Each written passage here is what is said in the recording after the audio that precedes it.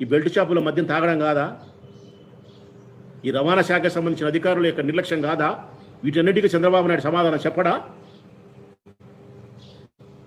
మీ భార్యలు బాగుండాలా, మీ కొడుకులు బాగుండాలా, మీ కోడళ్ళు బాగుండాలా, మీకు స్పెషల్ ఫ్లైట్లు ఉండాలా, స్పెషల్ హెలికాప్టర్లు ఉండాలా, మీరు ఎక్కేదానికి 36 మంది వచ్చి దానికి చెక్ చేయాలా, మీరు దిగేదానికి 136 మంది అక్కడ సెక్యూరిటీ ఉండాలా, సేఫ్గా వచ్చి సేఫ్గా మీరు ఇళ్ళకు పోవాలా.